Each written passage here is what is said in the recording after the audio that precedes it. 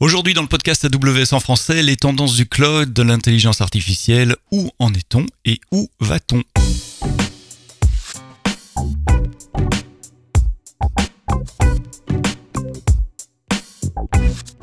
Bonjour, bienvenue dans ce nouvel épisode du podcast AWS en français, épisode de janvier, encore de début de l'année. C'était un bon moment pour un peu se poser dans le flux d'actualité constant, de regarder où on est, où on va, comme je l'ai dit dans l'accroche, où va-t-on, où sommes-nous en matière de cloud et d'intelligence artificielle. Et pour avoir cette discussion avec vous aujourd'hui dans cet épisode du podcast, j'ai le plaisir d'accueillir quelqu'un qui est très actif sur les réseaux sociaux, et c'est comme ça qu'on s'est rencontrés d'ailleurs, c'est comme ça que tu as apparu sur mon radar. J'ai le plaisir d'accueillir Louis Nogès, qui est cofondateur et Chief Strategy Officer chez Wheezy.io. Tu t'occupes beaucoup d'accompagnement également d'entreprises sur le sujet de la transformation numérique, via du conseil, via des séminaires. Sur LinkedIn, tu es très actif avec des avis assez tranchés, je dis, qui attirent beaucoup de commentaires dans un sens ou dans l'autre et qui génèrent beaucoup de discussions. Et c'est ça que j'aime bien dans tes posts sur LinkedIn, avec des posts sur le cloud, sur la transformation numérique, sur la souveraineté beaucoup, par rapport aux GAFAM notamment, ce qui m'interpelle à chaque fois, et puis sur l'IA générative. Est-ce que c'est un bon résumé, Louis? Comment peut-on te présenter? Oui, bonjour, merci de ton accueil et de m'avoir invité. Bon, moi je suis tombé dans le numérique tout petit à la sortie de mes études, il y a de très très nombreuses années. Mais on va pas tout refaire l'histoire. Disons que j'ai effectivement commencé dans le cloud en 2006. On y reviendra tout à l'heure où est-ce qu'on en est. Ensuite, j'ai créé, il y a quelques années, une société, un éditeur de logiciels qui s'appelle Wheezy Vision et qui développe des solutions très innovantes pour les travailleurs terrain. Donc, je suis hyperactif, opérationnel, et effectivement, j'aime bien communiquer sur des idées fortes et en prenant des positions parfois un peu clivantes, mais qui déclenche des échanges intéressants. Voilà. C'est un très bon résumé, c'est comme ça que tes posts apparaissent dans nos fils d'actualité, et c'est toujours passionnant de voir les commentaires aussi. Clivant, c'est le bon mot, en effet. Mais souvent, je te rejoins également dans beaucoup de choses que tu penses. Le cloud, ça fait 18 ans à peu près, le domaine de l'hébergement existait, mais j'ai ma casquette AWS évidemment, donc je suis biaisé, mais moi je date la naissance du cloud à la naissance d'AWS, parce que c'est finalement la première fois qu'il y avait à la demande des services de compute et de stockage, C2, S3 étant les deux premiers, qu'on pouvait obtenir comme ça, juste avec une carte de crédit, sans contacter personne, sans passer par des procédures d'achat, etc. Pour moi, c'était révolutionnaire à l'époque. Donc, 18 ans, c'était 2000, j'ai peur de faire 2006. Où en est-on 18 ans après? Alors, effectivement, moi, j'ai commencé dans le cloud en 2006. Voilà. Donc, j'ai créé avec mon associé Laurent Gasser une société la première ESN Cloud, si on veut parler de ça, qui s'appelle Revevol, qui existe toujours. Revevol veut dire révolution, évolution. Donc, le mot révolution était déjà dedans. Et donc, dès 2006, on a collaboré et avec Google pour le déploiement de Google Apps à l'époque, qui est devenu Workspace aujourd'hui, et avec Amazon Web Services. Voilà. Et pour une petite anecdote sur ce démarrage, en 2010, donc 4 ans après le démarrage de Revevol, j'ai invité Werner Vogel à Paris, qui était de passage, à donner un séminaire, une conférence un matin, un petit déjeuner au CIGREF, club informatique des grandes entreprises françaises, où il y a les 150 grands comptes, les grandes entreprises, les gros budgets. Et je leur ai dit, voilà, il y a quelqu'un qui vient, qui a des choses intéressantes à parler sur l'infrastructure à deux services. On a organisé le petit déjeuner. Je rappelle, il y a 150 entreprises et 5000 membres. Et quand le petit déjeuner a commencé, catastrophe. Il y avait combien de personnes dans la salle? Pas beaucoup. 6, de 3 entreprises. Waouh. Je me suis posé auprès de Werner. Et en plus, après ça, je voulais faire un post là-dessus. On dit surtout pas, il faut pas en parler. C'est très, si jamais nos fournisseurs historiques savent qu'on parle de cloud, ils vont pas être contents. Donc, même en 2010, c'était quand même encore 4 ans après. Un sujet tabou. Alors, où est-ce qu'on en est aujourd'hui? Alors, ma position, elle est claire. Tout reste à faire. C'est une bonne nouvelle pour AWS et pour les autres acteurs. Il y a encore énormément d'entreprises qui ont des solutions on-premise. J'étais hier matin à une réunion du COTER, c'est le club des territoriaux, c'est-à-dire mairies, départements et autres. Ils sont tous on-prem. Bon, les hôpitaux sont tous on-prem. Voilà, donc tout reste à faire. Alors, et même dans les grandes organisations, il y en a beaucoup qui sont sur le cloud. On parle de, bien sûr, les 3 grands leaders américains. J'aime pas le mot GAFAM parce que Apple est pas présent et Facebook non plus, mais disons Google, Microsoft et vous. Si on enlève chez Azure tout ce qui est Office 365 ou Microsoft 365, il n'y a pas grand-chose qui reste. Okay. Donc la plupart des entreprises qui vous disent je suis sur le cloud, en fait, elles font de la bureautique cloud. Avec Office 365 ou Microsoft ou Google Workspace. Mais à côté, il y a beaucoup de choses à faire encore à côté. Et il y a toujours ce blocage sur la confidentialité, la sécurité, blablabla, blablabla.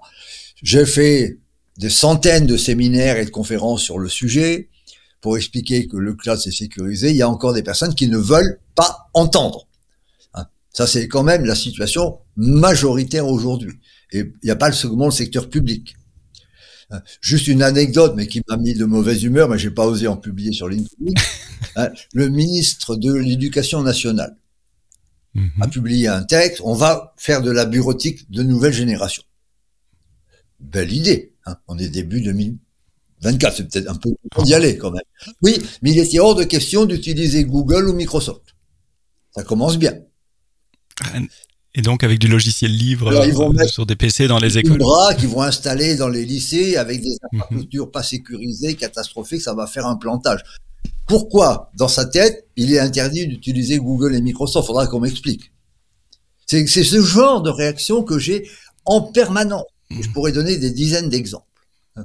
Donc, il y a bien sûr quelques entreprises innovantes. On a travaillé avec Valeo, avec Veolia, avec Essilor, avec Terega, donc beaucoup de clients d'AWS et d'autres. Encore une fois, moi, je travaille plutôt avec tous les providers, Microsoft. Mais bon, voilà, ce sont des solutions extrêmement performantes. Et aujourd'hui, si j'avais un message à expliquer pour vous aider à commercialiser encore un peu plus, je pense qu'il faut bien séparer, ce qui est fondamental dans ma tête, les infrastructures des applications et des données. C'est quelque chose de vital à expliquer que tout le monde ne comprend pas. Sur les infrastructures, IaaS, en clair, bon, il n'y a plus photo. Les infrastructures que vous avez sont plus sécurisées que ne le seront jamais aucune installation on-prem. Privée. Ben, c'est pas possible. Personne n'a les moyens, les milliers de personnes que vous avez pour vous occuper de la sécurité. Et évidemment qu'AWS est attaqué en permanence, mais vous avez des milliers de collaborateurs, je sais pas, 2 ou 3 000 ou plus, qui s'occupent uniquement de la sécurité des infras. Donc mon discours, pour commencer, pour aller sur le cas, c'est de dire, régler le problème des infras, 99% au minimum des organisations françaises doivent fermer leur on-prem. Pour l'essentiel des usages. Il y a juste une exception, c'est celle par exemple qu'on a mis en place chez Terega, qui est un gros client de AWS. Qui est déjà venu dans le podcast AWS également, je vous invite à écouter cet épisode. Qui est pour la partie industrielle.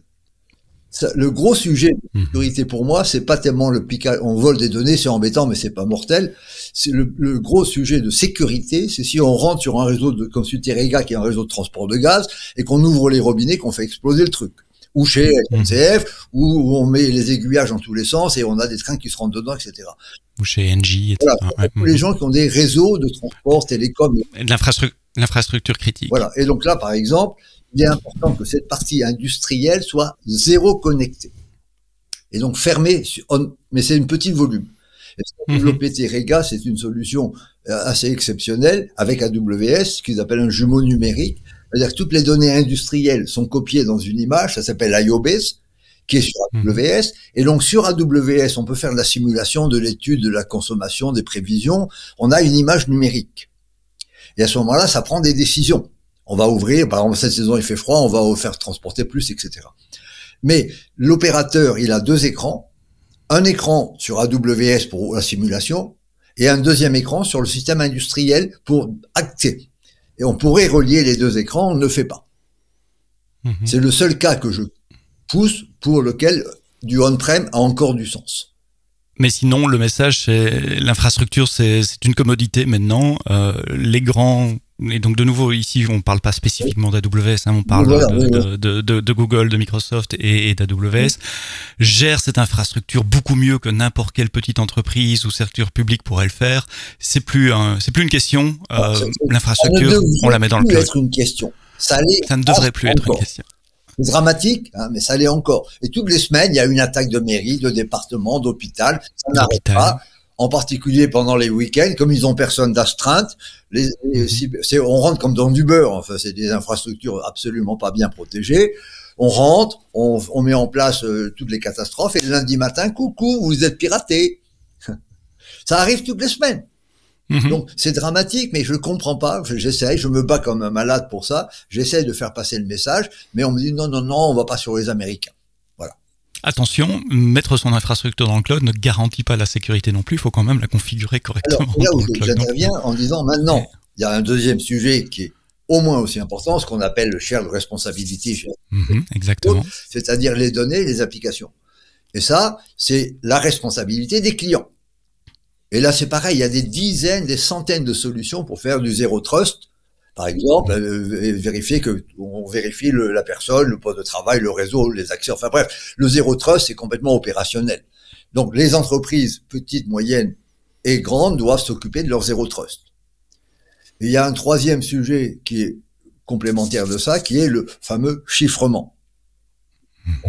Alors là, indispensable. Oui, mais si on met nos données sur AWS ou les autres, ah oui, le FISA 702 ou le Cloud Act, ils vont lire nos données. Bon. Ça me fait hurler quand j'entends ça. Pourquoi? Parce que d'abord, 95% des entreprises dans leur on-premise ne chiffrent rien. Hein, j'ai fait une étude pour une grande entreprise du secteur nucléaire. Je dis, vous avez quel pourcentage de données chiffrées? Oh, on sait pas trop. Entre 2 et 5%. Waouh. Dans le nucléaire.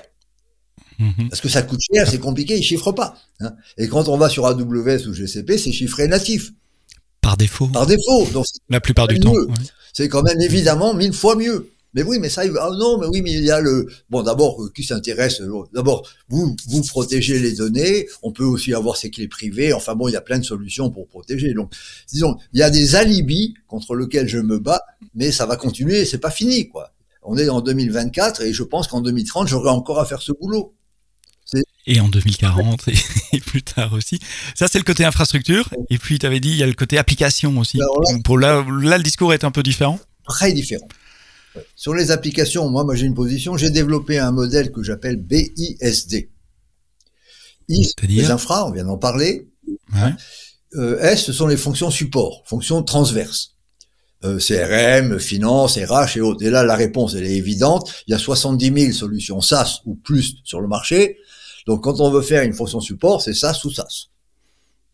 Et là, quand on prend une solution SaaS, une vraie SaaS multi-tenant, je parle pas des faux SaaS, hein, où c'est de l'hébergement, à ce moment-là, on récupère, d'ailleurs, la plupart des éditeurs SaaS sont sur les grands acteurs du IaaS, et on récupère du IaaS avec, mais en fait, on achète du SaaS et non pas du IaaS. Voilà.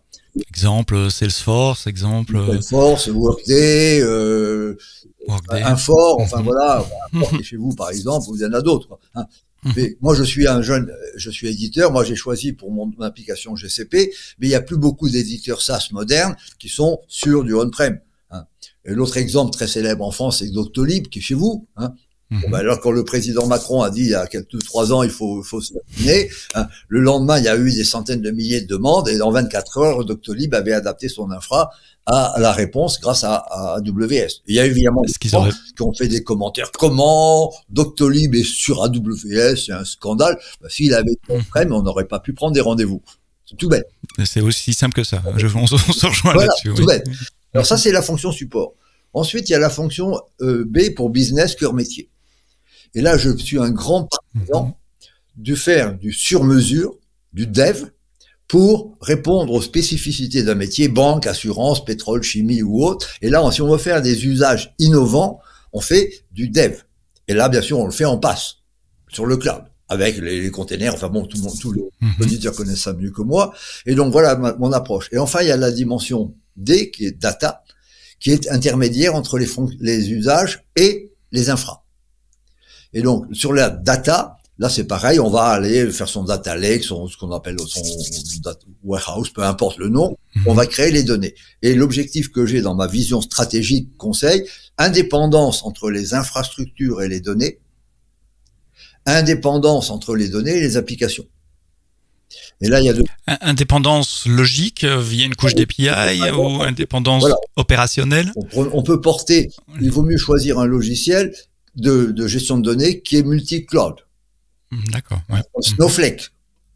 J'allais le dire, un de nos partenaires. Mais voilà, mais si je suis sur Snowflake, je peux envisager, je ne dis pas que je vais le faire, d'aller sur Azure ou sur GCP. Donc je crée vraiment cette indépendance en termes de logique. Ce qui permet de rajouter un composant, de supprimer un composant et de pouvoir avoir une plateforme de data. Voilà. Donc voilà un peu la logique que je pousse et toutes les solutions sont disponibles aujourd'hui en 2024. Le problème n'est plus un problème de l'offre, c'est un problème de la demande. La demande reste encore rachitique. Il y a encore plein de gens qu'il faut basculer. Voilà, c'est mon métier, j'essaie de le faire, je pousse comme je peux, et en poussant beaucoup, ça bouge. Un peu. Est-ce qu'il y a une composante franco-française, une mentalité française dans toute l'Europe, même aux États-Unis, je suis en Espagne, en Allemagne c'est un peu pareil. Bon, et puis alors il y a toujours pour terminer avant d'aborder le thème, il y a ce fameux sujet de cloud souverain. Alors, moi j'ai travaillé en 2010 quand les Français ont lancé 2 projets, CloudWatt et Numergy, de faire des clouds franco-français. J'ai essayé de travailler avec eux, je me suis fait jeter comme un malpropre en disant vous n'y connaissez rien. Bon, ils sont morts au bout de 3 ans, ils ont cramé 500 millions d'euros et avec 0 client et 0 produit. Bon, ça recommence en permanence. Bon. Alors moi je fais une énorme différence entre souverain et confiance. J'ai écrit d'ailleurs un article sur une revue de cybersécurité qui s'appelle InCyber, et si on ne parlait plus de souveraineté numérique, je préfère parler de confiance. Et il y a aujourd'hui, pour la France, 3 acteurs français raisonnables, sérieux, dans le domaine du cloud public. Qui sont, on peut les nommer. Il y a Scaleway, qui est une filiale de Free, et qui vient de lancer, on en parlera tout à l'heure, une solution extrêmement intéressante dans l'IA. Il y a Outscale, la filiale de Dassault, qui est pas mal et qui est vraiment sérieuse et avec qui aussi je collabore, avec des gens avec qui je peux parler, qui sont des pros. Et puis le troisième, qui est plus récent, c'est Sens, S3NS, qui est une co-entreprise Thales et Google. Et Google, hein, voilà. Donc, qui va permettre d'avoir des services cloud de type Google, en l'occurrence, mais avec une entreprise qui appartient à Thales, juridique. Opéré par une entreprise européenne, voilà, donc, française. Oui, un certain nombre de clients, donc voilà. Ok. Donc ces 3 entreprises voilà, existent. Et puis le dernier serpent de mer dont on nous bassine les oreilles en permanence, qui s'appelle le fameux SecNum Cloud. Qui est une certification de l'ANSSI. De l'ANSSI. Bon, alors quand on regarde... Que très peu d'acteurs ont, parce qu'elle est extrêmement exigeante, cette certification, si j'ai bien suivi. Tout le monde dit SecNum Cloud, SecNum Cloud. Bon, il y a une nouvelle version de SecNum Cloud qui s'appelle 3.2, qui vient d'arriver. Alors, il y a pratiquement personne qui est SecNum Cloud. Il y a 3 acteurs du cloud. Il y avait aussi OVH, dont j'ai pas parlé. OVH, ouais. Oui, mais c'est en fait cloud privé. Quand vous regardez SecNum Cloud, OVH, c'est private cloud. C'est pas le public cloud, c'est l'hébergement moderne. C'est de l'hébergement sécurisé. Bon. Et alors, une entreprise qui est importante de comprendre, une entreprise comme Amazon ou OVH n'a pas le droit de dire je suis SecNum Cloud. Pour quelle raison? Elle doit dire j'ai le service A, le service B ou le service C, et SecNum Cloud, parce que c'est service par service. Donc ça coûte une fortune, ça coûte une blinde. Hein. À faire certifier. Et il y a une boîte française qui fait 40 millions dans le cloud, une petite boîte qui fait 40 millions de chiffre d'affaires, qui dit avoir dépensé 7 millions pour être garanti SecNum Cloud. Donc c'est monstrueux. Donc SecNum Cloud ne correspond à rien. En plus, c'est franco-français. Donc si la faisait SecNum Cloud, il faudrait qu'il fasse la même chose en Allemagne, etc. Alors il y a des projets d'un règle de sécurisation européenne qui n'est pas encore opérationnel, qui aurait peut-être plus de sens. Et il y a l'annonce d'AWS de construire un cloud souverain européen, un peu sur le modèle du GovCloud US également, si je peux me permettre, basé en Allemagne. L'appeler un cloud de confiance européen. Un cloud de confiance, oui. Parce que la confiance, c'est ça qu'on cherche. Le fait qu'on soit hébergé en France, en Allemagne ou autre, ça n'a aucune importance. C'est comme la banque. Quand j'ai mon argent dans la banque, je fais confiance à ma banque. Où est-ce qu'il est mon fric? J'en sais rien. Je me connecte en Espagne, en Allemagne avec ma carte de crédit. Je suis content de pouvoir travailler. Donc l'idée de confiance est importante. Et donc que ce soit Google, Amazon, Microsoft, les 3 géants américains ou les 3 acteurs français que j'ai cités, tous ces acteurs proposent aujourd'hui des solutions dans lesquelles j'ai confiance. Et le mot confiance est un mot clé. Et la confiance, ça se gagne petit à petit, ça se perd très vite. Donc, ce qui est important de comprendre et d'expliquer, je veux dire que Amazon a plus intérêt à protéger les données d'un client type Terega que Terega, parce que si on apprend que les données ont été piratées, c'est embêtant pour Terega, mais c'est catastrophique pour vous.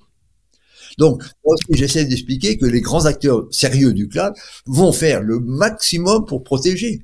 C'est ce qui se passe comme une banque. Il y a une banque écossaise qui, on disait, il n'y a plus d'argent, les gens vont tirer leur fric et la banque fait faillite. Donc, la notion et par domino, ça rapporte sur tout le secteur. Et puis, comme la banque n'a pas d'argent de cash, elle fait faillite, quoi. Donc, l'idée vraiment fondamentale, c'est que aujourd'hui, les solutions cloud publiques, évidemment, quand je parle de cloud, c'est cloud public, sont totalement opérationnelles dans les données, dans les applications, le cœur métier, dans le PaaS, dans le IaaS. Donc, l'offre n'est plus le sujet. Le sujet, c'est l'acceptabilité par les entreprises. Il y a encore énormément de travail à faire, ce qui est quand même une bonne nouvelle pour vous. Voilà. J'aime bien ce concept de confiance parce que c'est le cœur du métier d'AWS et même avant d'Amazon.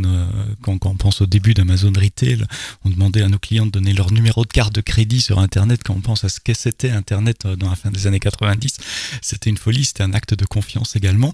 Et puis dans le cloud, ça revient souvent aussi à dire qui contrôle mon infrastructure, qui contrôle mes données, qui y a accès, qui a la clé de chiffrement. On a parlé de chiffrement et tous les providers, en tout cas les 3 grands, offrent des outils de chiffrement, de sécurisation des clés, de traces d'audit, etc., qui permettent justement d'établir ce genre de confiance.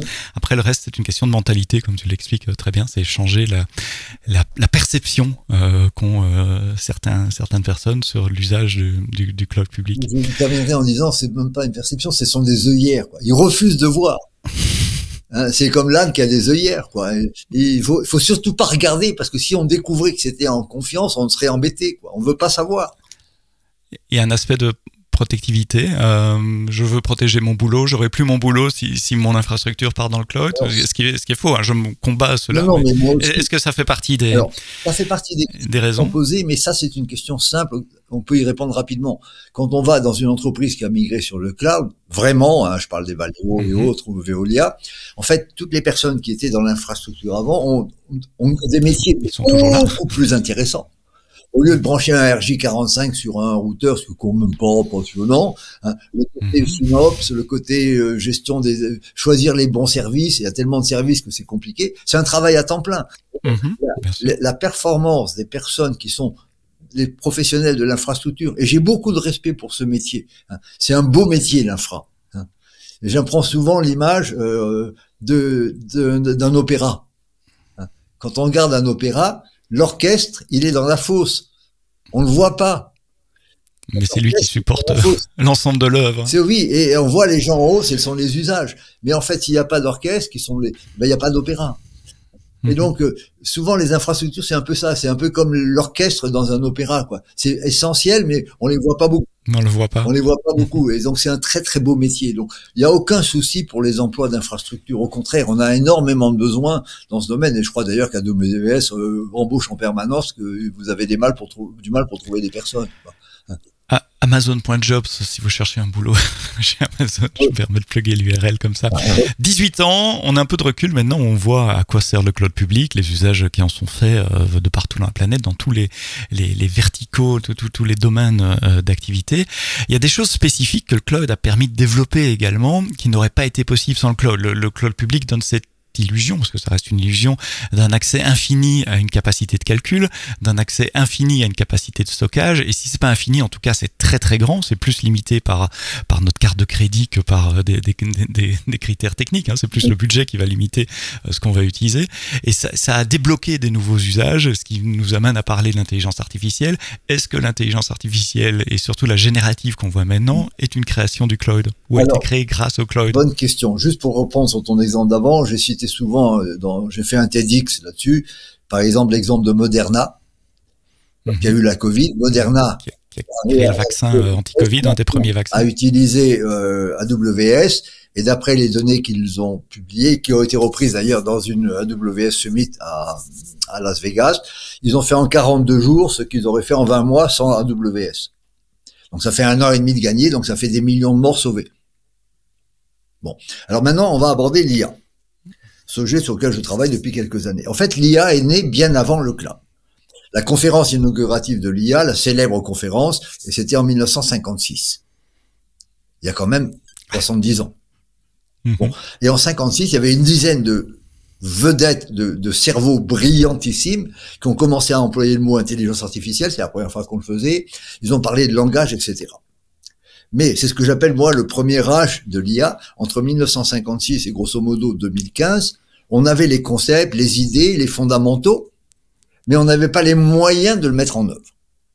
On a beaucoup parlé de l'hiver de l'IA, c'est simplement que les idées étaient là, mais bon, on pouvait pas les mettre en œuvre. L'exemple aussi que je prends souvent, c'est celui de Leonardo da Vinci, qui est un tout le monde connaît, et qui avait il y a à peu près 5 siècles, ce qu'il appelait la vis dans l'espace, vis aérienne, c'était en fait un hélice. Mais entre le dessin et la réalité, il a fallu quand même quelques siècles. Donc l'IA, concept 1956, mise en œuvre réelle à partir de 2015, quand le cloud était là. Donc la réponse, elle est claire, pas de cloud public, pas d'IA. Pour faire simple. Et c'est aussi un discours que je tiens auprès des dirigeants. Vous voulez pas aller dans le cloud, bravo, tant pis pour vous, vous aurez pas d'IA non plus, donc vous allez rater les 2 révolutions essentielles du numérique, vous allez crever, mais vous creverez on-prem. Et souverain.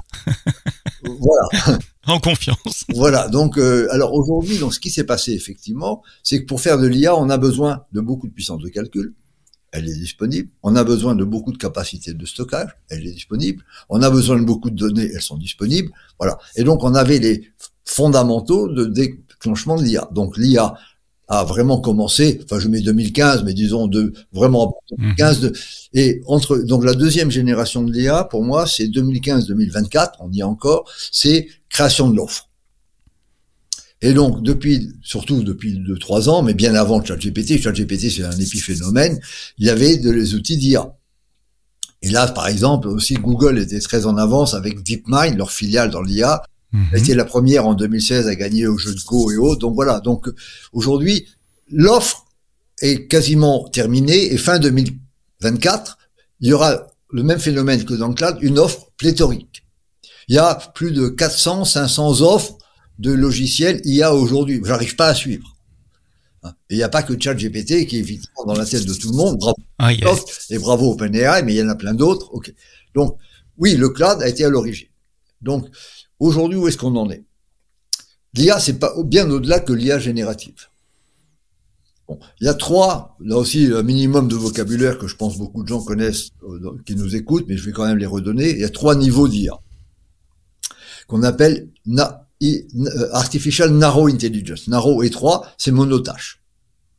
C'est la situation actuelle. Il y a des IA qui sont meilleurs que nous dans tout ce qu'on fait en termes d'humains.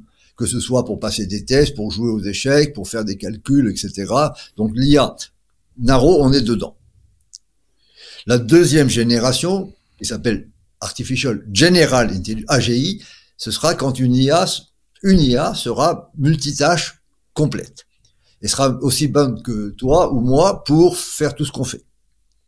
Donc aussi bien analyser une radiographie médicale que commander un ticket d'avion ou comprendre les cours de la bourse. Jouer au piano, enfin bon voilà, on est multitâche, on est multicompétent. Voilà.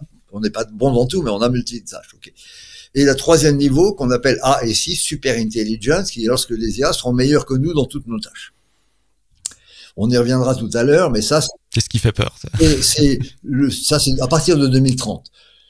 Le consensus actuel, c'est que on sera en AGI, c'est-à-dire General Intelligence, entre 2030 et 2040. C'est demain matin.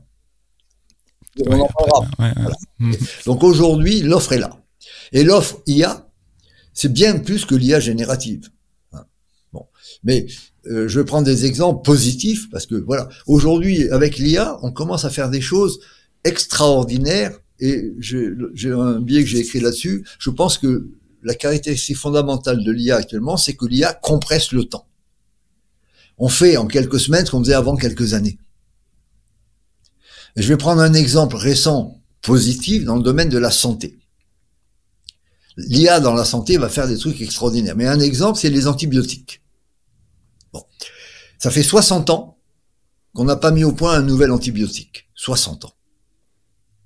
Et tout le monde sait que les bactéries sont de plus en plus protégées contre les antibiotiques. Elles ont évolué. Donc c'est un vrai sujet de santé publique. Ça tue du monde. Il y a une équipe maintenant qui travaille dans une université américaine qui a annoncé tranquillement, on va déployer 7 nouveaux antibiotiques en 7 ans pour 7 maladies. Et le premier est en test déjà aujourd'hui.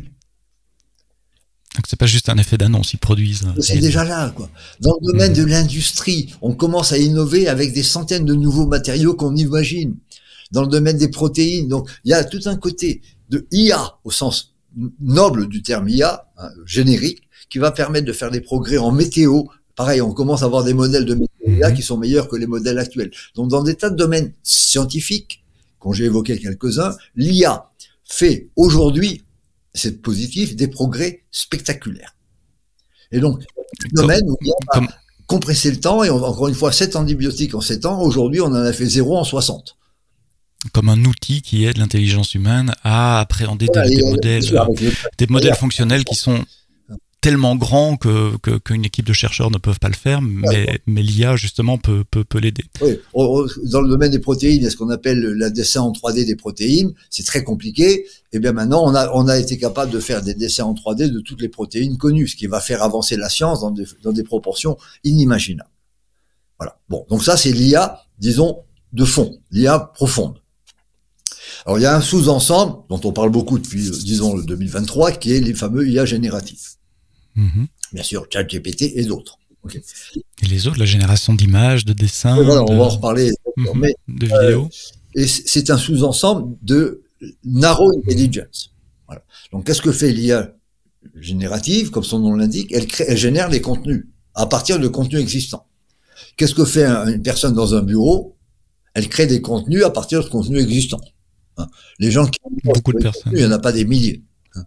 Donc c'est un vrai sujet. Alors on dit oui, ben l'IA elle a pris des données. Ben nous, quand on commence à travailler, on prend des données externes, on regarde, on lit des bouquins. Un musicien, il a écouté Mozart, Beethoven ou les Beatles.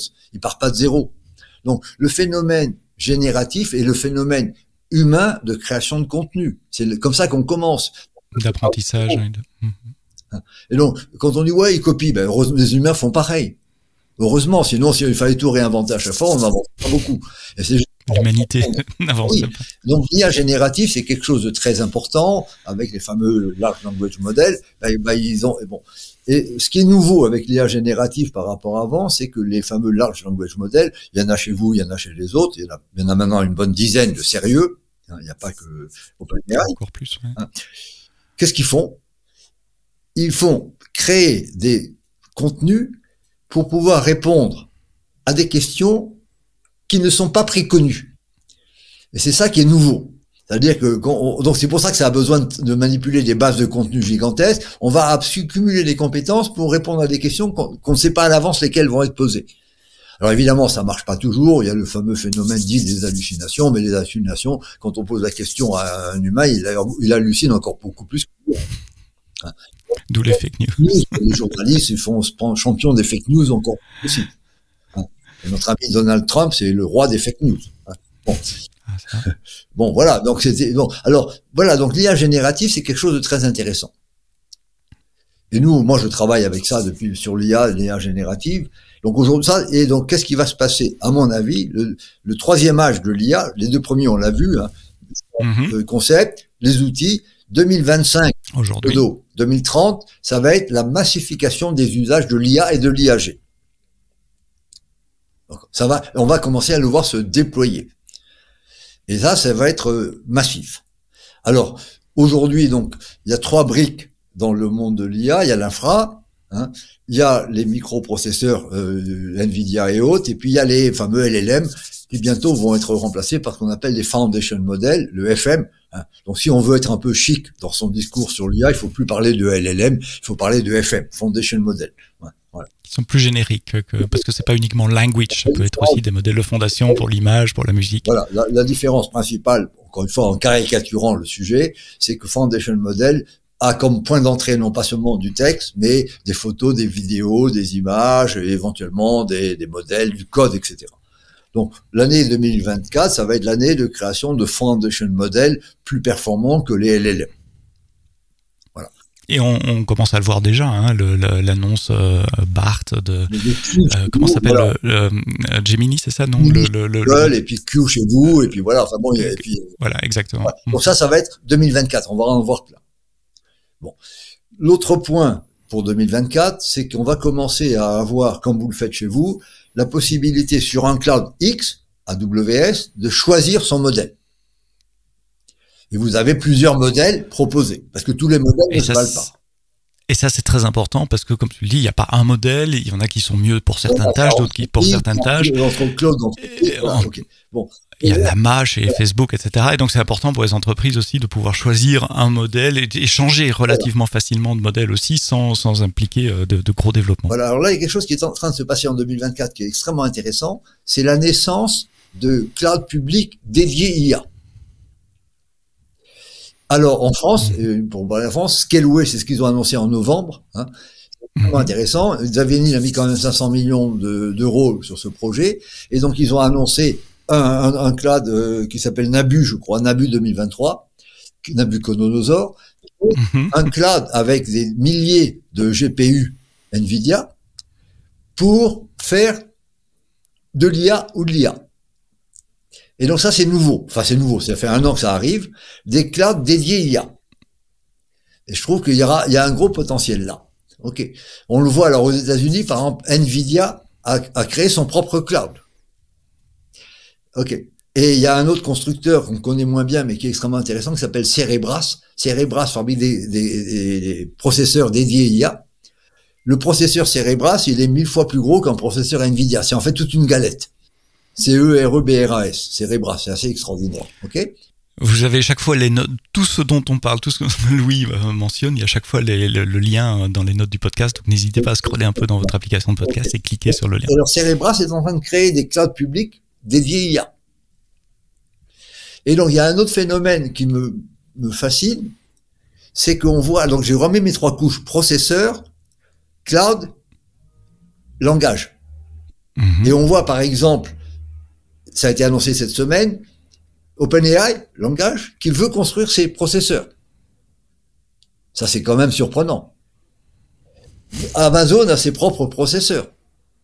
Premium, Inferentia. Oui, voilà. Donc, pour faire inférence et autres, voilà. Et donc, si vous voulez, et donc, Nvidia crée du cloud. Et donc, les trois couches, les acteurs du processeur montent dans les couches, et vous allez vers les couches basses, vous allez vers les couches hautes, et donc, en fin 2024, il y aura des offres de processeurs innovants, des offres de cloud innovants dédiés IA, et puis des LLM en pagaille. Mais parce que la majorité des utilisateurs des foundation models sont des builders, des gens techniques qui veulent intégrer ça dans d'autres applications, et on n'a pas besoin de data scientists pour utiliser des foundation models aujourd'hui. Ces offres dont tu parles, elles permettent justement à tout un chacun technique d'intégrer des capacités d'intelligence artificielle générative dans leurs applications pour en faire quelque chose d'utile dans un domaine métier spécifique. Tout à fait. Alors c'est une très bonne question avec 2 réponses. La première réponse, c'est que 90% des grands acteurs du SaaS, dont on va parler tout à l'heure, auront, fin 2024, de l'IA dedans. C'est déjà le cas sur la bureautique de Google ou de Microsoft. SAP l'a annoncé, Workplace, Workday l'a annoncé. Enfin, il n'y a pas un seul éditeur. Adobe l'a annoncé.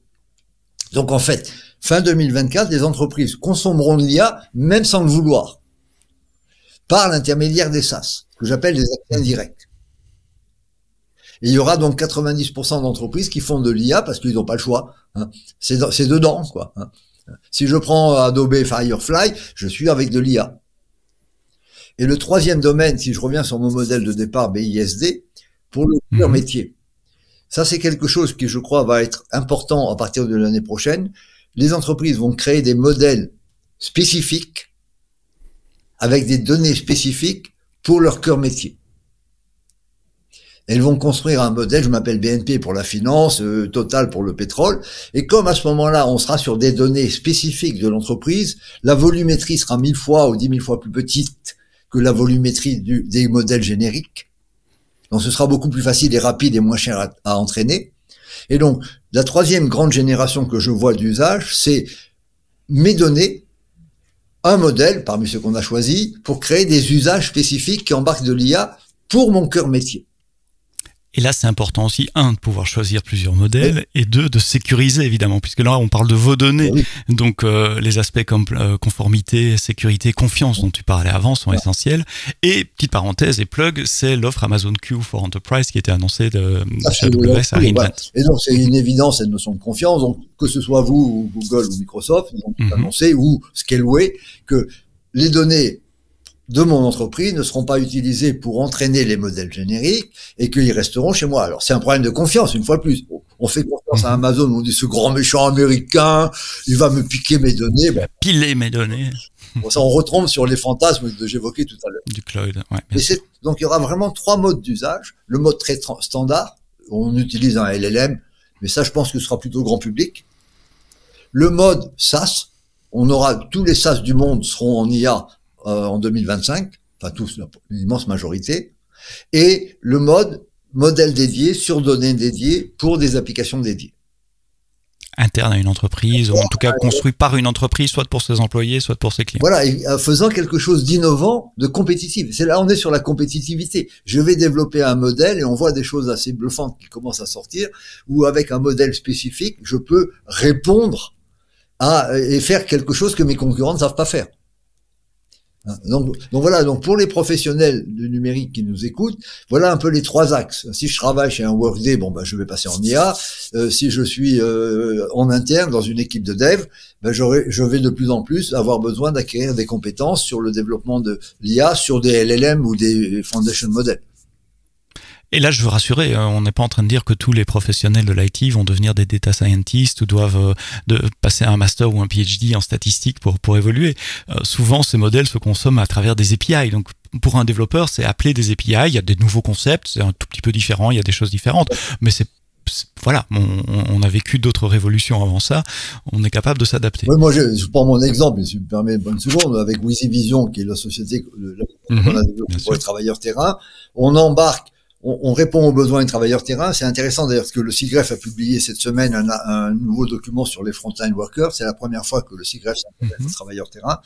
Nous, on a une application qui est à base de smartphone, photo, voix et IA embarquée, qui fait que les collaborateurs terrain qui ont besoin de remonter des données, ils font une photo, on va lire le texte, OCR, on va lire un QR code, on fait un voice to text. Donc on embarque de l'IA depuis 4 ans, ce qui permet aux collaborateurs terrain de ne pas avoir à écrire du texte. Donc c'est déjà natif. Dans notre métier, c'est déjà natif l'IA. Nous, on n'existerait pas sans IA. Sans IA. En termes d'application. Donc voilà un peu ce qui va se passer. Alors par contre, si je veux prendre quand même un petit côté un peu... C'est le point suivant, c'est dire, ok, il y a quand même des métiers qui vont être impactés par l'IA. Tu as parlé de transformation de données, traitement de données. Tous les métiers qui transforment de la donnée vont devoir se réinventer d'une façon ou d'une autre. Alors ça, c'est un sujet touchy, pour dire les choses gentiment. Ouais. Et là, ma position, et je suis pour une fois un peu pessimiste, pas pessimiste, mais disons concret, l'IA générative, entre 2025 et 2030, va être à l'origine d'un tsunami sur les emplois tertiaires. Soyons plus précis. Des centaines de millions d'emplois vont disparaître. Ou vont se transformer. C'est mon côté optimiste. Non, vont disparaître. Tu parlais des business analysts. Exactement. Les gens qui transforment la donnée. Un business analyst, c'est un monsieur ou une personne, disons, qui va voir un directeur marketing et qui lui dit, voilà, j'aimerais bien avoir la comparaison de mes données de vente sur l'Espagne, le Portugal et l'Allemagne sur les produits récents. Le business analyst, il va aller faire un peu de SQL, des trucs comme ça, il va faire un rapport. Demain, le même manager marketing commercial, il va poser un prompt et il aura la réponse immédiate. Donc, business analyst, c'est pas un métier du futur. On est bien. En revanche, il faudra toujours préparer les données, les optimiser, etc. Bon, j'ai fait ce lundi, j'ai fait une conférence pour une école d'informatique. J'avais en face de moi une centaine d'étudiants en 2e année qui vont sortir dans 4 ans. Donc en 2028. C'est quoi le métier d'informaticien en 2028 ? C'est difficile de répondre à la question. Est-ce que l'écriture du code aura encore du sens ? Peu probable. L'écriture du code. Le code Whisperer chez vous, il y a plein de produits, et donc les produits actuels sont moyens, sont pas mal, ils sont même déjà bien, et en 2025, 26, ils seront mieux, ça c'est clair. Quasiment. Non, ça se voit pas parce que c'est un podcast audio, mais j'étais en train de hocher la tête quand tu disais ça. Je me dis que dans l'écriture du code, il y a une phase de vraiment d'analyse, de comprendre les besoins du client. Et tant que les gens sont incapables d'exprimer des besoins avec un haut niveau de formalité, il y aura toujours cette phase créative de transformation, compréhension du besoin métier pour le transformer en code. Et cette phase-là, je la vois pas être remplacée. Après, sur pisser du code, comme on dit vulgairement, écrire des lignes de code, ça c'est clair, ça va changer. Le sous-ensemble. Le code, c'est pas l'avenir. D'accord. Testing de code, écriture des tests, avec no code, low code, plus un peu d'IA, le manager exprime ses besoins en langage naturel et que l'IA de génératrice de code lui crée l'application en quelques minutes, c'est pas complètement idiot d'y penser pour une grosse partie des applications dans les 5 ans qui viennent. Tout à fait, on est d'accord. Dans les 5 ans qui viennent, pas tout de suite, mais ça va être là-dessus. Donc, il va y avoir beaucoup de changements. Il y a déjà plein d'exemples. Il y a une société française qui faisait des revues de presse pour les grands clients. Elle a licencié 50% de ses collaborateurs. Ouais. Mais ça rentre exactement dans cette catégorie de métier qui transforme de l'information. Donc, je prends de l'information existante, je la transforme pour en faire un output. Oui. Je pense aux comptables, je pense à certaines catégories de journalistes, pas tous, mais ceux qui traitent des agences de presse, par exemple, pour les publier sur le web. La traduction, tu as cité le business analyst. C'est plutôt ces métiers-là qui sont à risque, non ? Oui, mais c'est... Parce que les métiers où il y a la créativité, c'est l'aspect unique humain. Si on est réaliste, 80% minimum des personnes qui bossent dans les bureaux, en col blanc, ils prennent des contenus, ils font un tableau, ils font un rapport, ils font une analyse, ils partent de données existantes pour créer des contenus. Et les personnes qui créent vraiment du contenu innovant, il n'y en a pas des milliers. Et donc tous ces métiers de compilation de données, parce que c'est quand même la base de beaucoup de métiers dans le bureau, vont être impactés. Donc beaucoup de monde. Alors on me dit, oui, mais on va les reformer à quoi ? Mais on va les reformer, on va leur faire évoluer. Moi, je veux bien. Mais quand l'agriculture a perdu des emplois, il y avait des emplois industriels qui se sont créés. Quand les emplois industriels ont commencé à disparaître, il y a eu des emplois de bureau. Quand les emplois de bureau de base, type dactylo ou autres opérateurs téléphoniques, ont disparu, on a créé des nouveaux emplois de développeurs et de business analysts. Mais maintenant, si on supprime des centaines de millions d'emplois de bureau, pour les remplacer par quoi ? Et ça, j'ai pas trouvé la réponse. C'est une question. Est-ce que toi et moi, on a plusieurs dizaines d'années d'expérience et de perspectives sur l'évolution des métiers de l'informatique. Est-ce qu'on avait la réponse au moment où les mainframes ont été introduits dans les bureaux ? Est-ce qu'on avait la réponse au moment où les PC ont été introduits ? Qui ont posé ce même genre de questions. Oui et non. Oui, moi j'ai travaillé là-dessus. Je prends un exemple. Quand j'ai créé le mot bureautique il y a quelques grosses dizaines d'années. Ok. Bon. Et j'ai été invité une fois ou deux. Ça existait. Il y avait des écoles de dactylographie. Oui. Et les écoles de dactylographie, quand je leur parlais de la bureautique, la prof, elle faisait taper des textes, elle regardait par transparence si on avait fait une correction, il fallait refaire la page. Puis, écoutez, chère madame, ça c'est plus la peine. Il y a des outils de correction. Et bon, je n'étais jamais invité 2 fois dans la même école. Et la panique, parce que les écoles ont disparu. Ok. Bon. Donc oui, il y avait des nouveautés, mais ça allait. Et là où ça change complètement, c'est ce que je disais, l'IA compresse le temps. Oui, ça va beaucoup plus ben vite. Oui, ça va 10 fois, 100 fois plus vite. Donc, on n'a pas le temps de créer ces nouveaux métiers. Alors, j'ai aussi publié un texte récemment, parce que pour être positif, il y avait une entreprise qui a publié les salaires dans les grands acteurs du LLM. Oui, j'ai vu ça. OpenAI et autres, pour des gens qui ont une compétence forte dans ce domaine, des PhD, enfin des doctorats là-dedans. Ça allait. On parlait de 500K, 800K. Ouais. Donc, alors, oui, effectivement, l'IA crée des emplois hyper rémunérés. Pour une minorité de personnes. Pour une petite minorité, quand on a un PhD en IA et qu'on dans une grande université, on peut le carnet de chèques est ouvert. Chez OpenAI, c'était à $1 million par an, de dollars. De dollars. C'est pas mal, gros. Ça permet de vivre, quoi. C'est un bon salaire, c'est confortable. Un salaire de départ, bon, il y a pire, quoi. Voilà, on est bien d'accord. Donc, oui, il y aura des emplois comme ça. Mais, par contre, et je pourrais revenir sur un positif, il y a un autre sujet qui me fascine. Je reviens sur les travailleurs terrain. Ouais.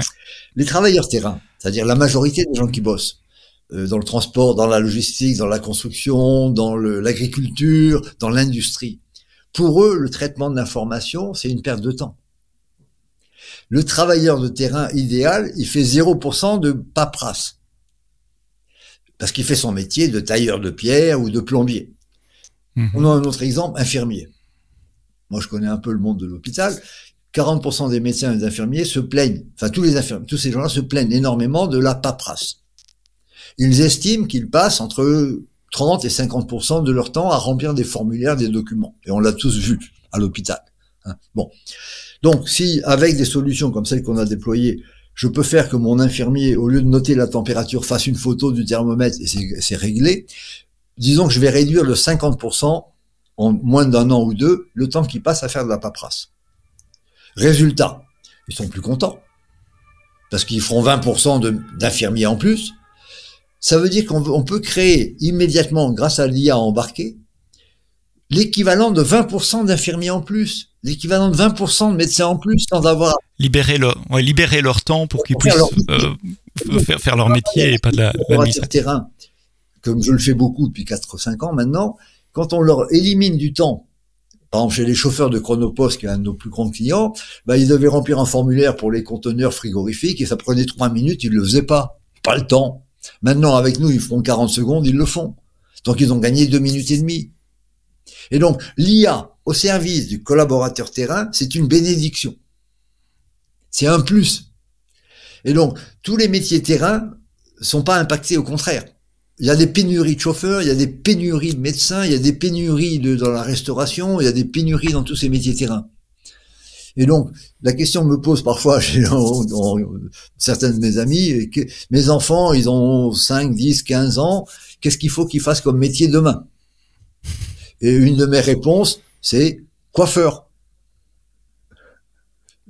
C'est pas du tout idiot. Un coiffeur, on va pas confier sa tête à un IA. Le coiffeur, il dialogue avec ses clients, et donc il a une compétence. Donc les métiers terrain qui demandent de la compétence et du dialogue sont complètement à l'abri des impacts de l'IA, au moins pour les 5 à 10 années qui viennent. Tous les métiers manuels, d'une façon... terrain, manuel, c'est terrain. Enfin oui, on fait quelque chose. Voilà, je pense qu'il va y avoir un retour de la noblesse des métiers terrain.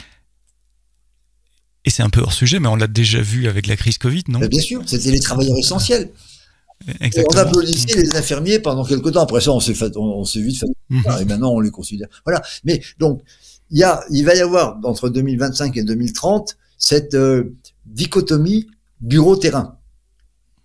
L'IA est un danger pour les activités bureau, oui, oui et oui. Bon, l'IA est un grand plus pour les activités de terrain, oui, oui et oui. Et oui, et oui, ça c'est la conclusion de ce discours. Ouais. Comment s'adapter, ça sera ma dernière question, parce que je garde un œil sur comment s'adapter à ces changements qui nous arrivent demain? Je sais pas tout. J'ai écrit un papier, je pense que l'éducation, ça va être un sujet. Qu'est-ce qu'il faut enseigner à nos gamins? Il faut apprendre à utiliser ces outils, ils sont là autour de nous. Les profs qui disent n'utilisez pas ChatGPT, non, c'est pas vrai. Il faut en 2025 ou 2026, on en parlera peut-être plus. Non, je dis ChatGPT là maintenant parce que c'est ça que les profs disent. Mais Donc, Mais il faut apprendre à les utiliser et en prendre avantage. Je pense qu'il faut apprendre à apprendre quelques fondamentaux. Mais demain, est-ce que j'aurai besoin d'écrire? Je vais parler beaucoup plus. Il y a un produit qui a été annoncé au CES cette semaine, s'appelle R1. Oui, j'ai vu la vidéo de présentation. Une vidéo, c'est marrant, R1.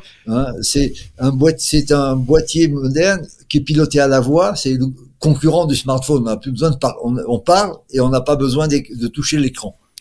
Mais il n'y a plus besoin d'application aussi, puisqu'il a modélisé l'ensemble des interfaces graphiques pour aller faire des actions pour nous. Voilà. C'est un peu ce concept d'agent dont parlait Bill Gates dans un papier il n'y a pas très longtemps, cet agent intelligent. Voilà, donc il va y avoir plein d'évolutions et donc c'est très très difficile d'anticiper. Bon.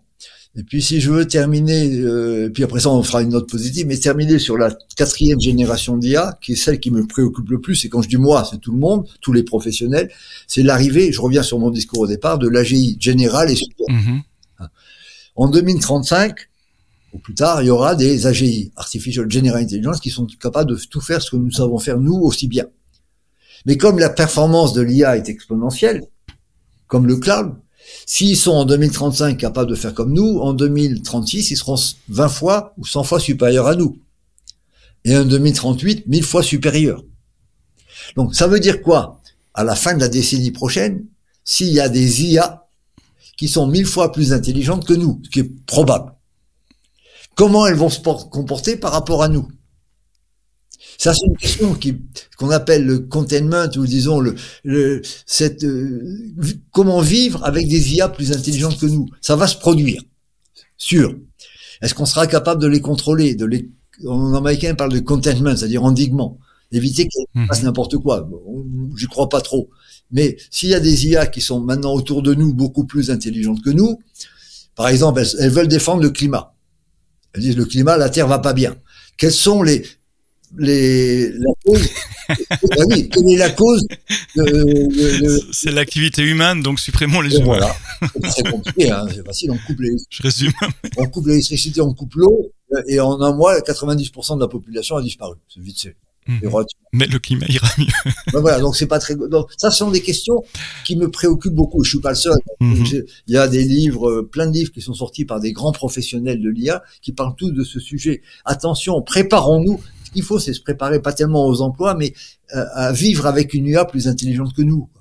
Ça, c'est. Il y a pas un lien avec l'accès aux choses physiques aussi, la capacité de manipuler, de construire quelque chose. Alors tu vas me dire, ça peut être possible. Une IA peut prendre contrôle d'une imprimante, développer des trucs, oui, de bras robotiques. Mais je veux dire, il y a le containment, il n'est pas simplement lié au monde numérique versus le monde physique. Non, mais le containment, il va commencer dans le numérique. C'est beaucoup plus facile de remplacer du numérique que du physique. Bon, l'image que je prends souvent, et que tout le monde, je pense, va comprendre, c'est le tennis. Moi, j'aime bien le tennis. Bon.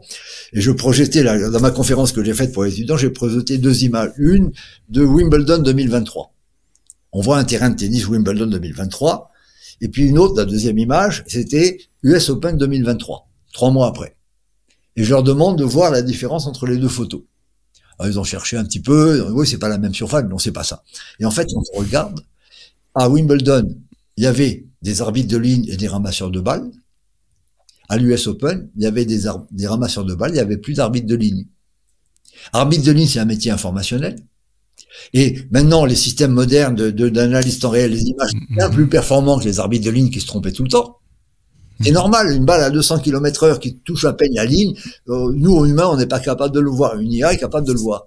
Et donc, voilà, par exemple, dans ce métier, il y avait 400 arbitre de ligne à l'US Open en 2023, en 2022, il y en avait 23. Ouais. Donc, par contre, ramasseur de balles, faire un robot, pour répondre à ta question, un robot ramasseur de balles, c'est pas demain la veille. C'est très compliqué parce qu'on sait pas où la balle va rebondir. Chaque joueur a ses us et coutumes pour envoyer les balles. Donc voilà. Donc il y aura des ramasseurs de balles en 2030 sur les grands tournois. Il y aura plus d'arbitre de ligne. Alors est-ce qu'après ça il y aura peut-être des robots qui joueront au tennis, ce qui fait qu'on aura. Mais bon, on n'y est pas non plus. Donc je crois qu'il y a un énorme décalage. Oui, ça arrivera aussi. Les priorités, ce sont sur les métiers informationnels. Et on n'a pas besoin d'un robot type Terminator. Hein. Ce sont des robots informationnels, des robots logiciels. Le danger, ce sont les robots logiciels, c'est pas les robots physiques. Hein. je ne crains pas une armée de Terminator qui va venir nous, voilà, mais on peut être beaucoup plus efficace comme IA pour massacrer l'humanité. Il y a plein de méthodes beaucoup plus rapides. Terminons sur une note positive. Alors, une note positive, c'est que pour les gens qui nous écoutent, qui travaillent beaucoup avec AWS, comme je l'ai dit, dans l'IA, dans le cloud, tout reste à faire. Donc, pour les professionnels, de l'informatique au sens large. De l'informatique, qui travaillent dans ces domaines d'avenir, il y aura encore du boulot pour au moins une dizaine d'années. Après ça, je ne vais pas faire des plans sur 2060. Mais, si vous voulez, les pros du secteur n'ont pas de souci à se faire. On a un énorme besoin d'un nombre peut-être un peu réduit de pros du secteur. Et donc, les métiers à faible valeur ajoutée informationnelle sont menacés, mais les métiers dans le numérique, les vrais métiers du numérique, faire du FinOps, développer des LLM ou développer des foundation models, les mettre en musique, ce sont des métiers à forte valeur ajoutée qui vont perdurer pendant au moins 10 ans. Au-delà de 10 ans, je me refuse à faire... C'est de toute façon, ouais. Donc voilà, donc je pense que pour les métiers de toutes ces personnes, c'est passionnant, mais il faut quand même suivre, il faut accepter de se remettre en cause. Et le drame, c'est des personnes qui veulent rester sur leurs compétences existantes, voilà. Et donc, c'est un travail d'innovation permanente, de se remettre en cause, d'apprentissage permanent. Mais si on est dans une maison comme AWS ou qu'on travaille avec des outils comme AWS, qui sont quand même des belles maisons, il y a les moyens, il y a des nouveaux services tout le temps, mais il faut suivre. Moi, je fais 2 heures de veille technologique quotidienne, 365 jours par an, et j'arrive pas à tout voir, mais j'en vois quand même l'essentiel, quoi. Voilà. Et donc, voilà, le message d'espoir, c'est oui, il y a plein de choses à faire, mais il faut pas rester sur ces certitudes. C'est le message que je donne aux étudiants en général aussi, c'est ayez des fondations solides parce que les bases ne changent pas, le réseau, la sécurité, la programmation, etc. Les bases sont les mêmes depuis 60 ans, mais soyez curieux, soyez ouverts, apprenez. Toutes les technologies que tu utilises, Louis, que moi j'utilise aujourd'hui n'existaient pas au moment où on est sorti de l'université il y a plusieurs décades. et pourtant on les utilise. Merci pour cette vision du cloud, où on en est et où va-t-on, et puis de l'intelligence artificielle, et d'avoir terminé sur cette note positive. Restez curieux. Le message de Louis Nogès, cofondateur, Chief Strategy Officer chez Wizy.io, spécialiste du cloud, de la transformation numérique, de la souveraineté, de l'IA en général, et vous l'aurez compris. Merci Louis pour tes lumières. Merci à vous d'avoir écouté ce podcast, cet épisode du podcast AWS en français jusqu'au bout. Rendez-vous la semaine prochaine pour un nouvel épisode, et d'ici là, quoi que vous codiez, codez-le bien.